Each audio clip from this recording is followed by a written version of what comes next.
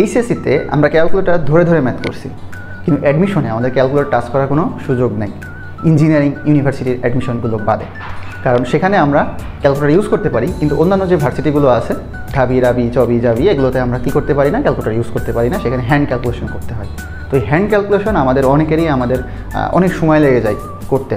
তো এই জন্য কী করতে হবে ভাই, তোমাকে একদম অ্যাডমিশন জার্নি শুরু থেকে হ্যান্ড ক্যালকুলেশন প্র্যাকটিস শুরু করতে হবে। এখন এটার জন্য কি কোনো কোর্স বা কোনো ভিডিওর দরকার আছে কিনা? তো যদি তোমাদের ভিডিওর দরকার থাকে, ভাইয়ের একটা একদম বেসিক ভিডিও আছে, সেটা আমি কমেন্টে দিয়ে দিব, সেখান থেকে দেখে নিবা ইউটিউব থেকে। আর যদি তুমি নিজে শিখতে চাও, হ্যাঁ অবশ্যই তুমি নিজেও শিখতে পারবা। Self learning always the best, ঠিক আছে? তুমি নিজে নিজে যদি শেখো, সেইটা সবচেয়ে ভালো মনে রাখতে পারবা। এখন এই ক্ষেত্রে করণীয় কি? এই ক্ষেত্রে করণীয়টা হচ্ছে, তুমি ফিজিক্সে, ম্যাথে এতদিন যে ক্যালকুলেশনগুলো ক্যালকুলেটর দিয়ে ধরে ধরে করতা, সেইগুলা একটু নিজে হাত দিয়ে ক্যালকুলেশন করার চেষ্টা করবো।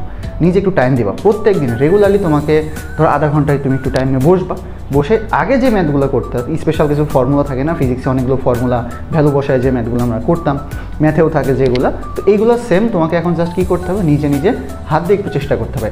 রেগুলার যদি প্র্যাকটিস করতে থাকো, দেখবা আস্তে আস্তে তুমি অনেক সুপার ফাস্ট হয়ে যাচ্ছ।